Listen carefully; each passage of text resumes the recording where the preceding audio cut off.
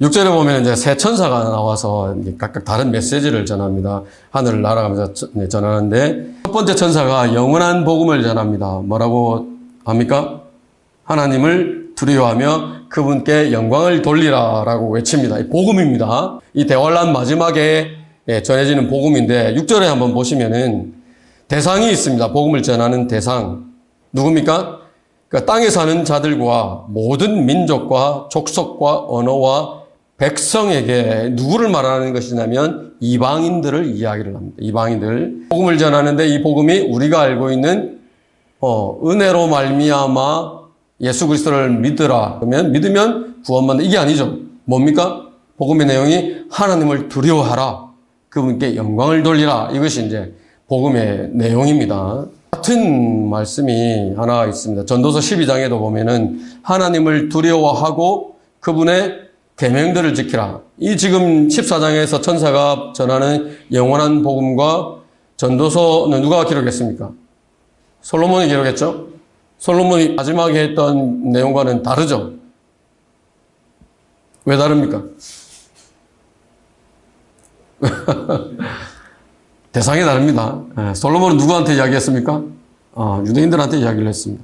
근데 이 14장에 있는 이 천사 누구에게 이야기합니까? 이방인들에게 이야기하죠. 계명이 나오죠. 전도서에는. 그죠? 그래서 계명을 지키라 이렇게 이야기를 하는 것입니다. 너무나 같은 이제 비슷한 내용이죠. 세 천사들이 전하는 메시지, 첫 번째 천사가 영원한 복음을 전했습니다. 우리가 알고 있는 은혜의 복음입니다. 전파되는 기간은 교회 시대죠. 전파하는 대상은 누굽니까? 다 압니다. 유대인도 지금 이 시대는 유대인 이방인의 구분이 없습니다. 유대인에게도 전하고 이방인에게도 전합니다.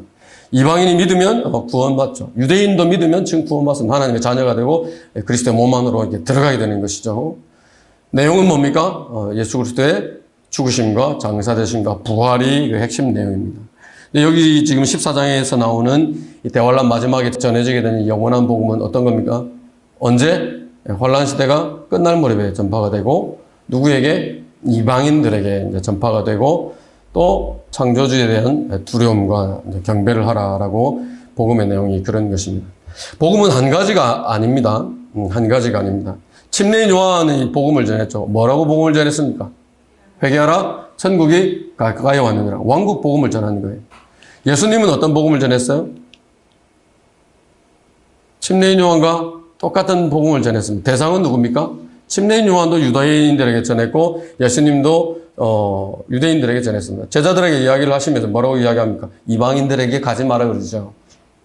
이스라엘 집에 잃어버린 양에게만 가라고 말씀한 가서 천국이 가까이 왔다라고 이야기를 하라고 그 복음의 내용입니다.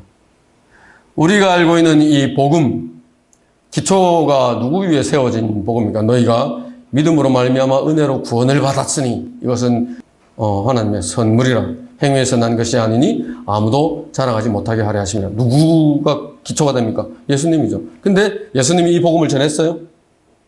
전하지 않았습니다. 예수님도 전하지 않았습니다. 2장에 보면 베드로가 복음을 전합니다. 어떤 복음을 전합니까? 회개하라.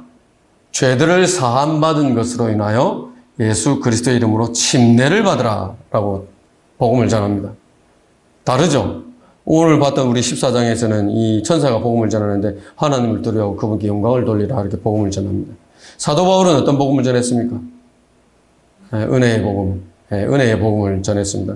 근데 갈라디아서 1장 8절 9절에 보면은 뭐라고 이렇게 사도 바울이 이야기를 하냐면 내가 전한 이 복음 외에 다른 복음을 전하면 누가 전했어요? 침례인 요한 다른 복음 전했죠. 예수님도 다른 복음 전했죠. 천사도 다른 복음 전하죠. 베드로도 사도행전 2장에서 다른 복음 전했죠. 근데 사도 바울이 갈라디아서 1장 8절 9절에서 내가 전한 이 복음 외에 다른 복음을 전하면 하늘에서 온 천사라도 저주를 받으리라 그랬어요. 그러면 이 사도 바울 외에 앞에 쭉 열거했던 이분들은 다 저주의 대상이네요. 그런 결론이 나게 됩니다. 그래서 왜 다른 것이냐? 시대마다 주어지는 계시가 다른 겁니다. 시대마다. 베드로가 사도행전 2장에서 설교할 때 이때는 교회에 대한 계시가 주어지기 전이죠. 그렇죠? 전입니다. 어디에서 그것이 정립이 됐어요? 이 복음에 관한 교리가? 사도행전 15장이죠. 그래서 사도행전 2장에서는 그렇게 설교를 했지만 후에 사도 베드로가 기록했던 베드로전서에서는 똑같이 우리가 알고 있는 그 은혜에 관한 교리들이 계속해서 등장하는 걸 우리가 보게 되는 것입니다.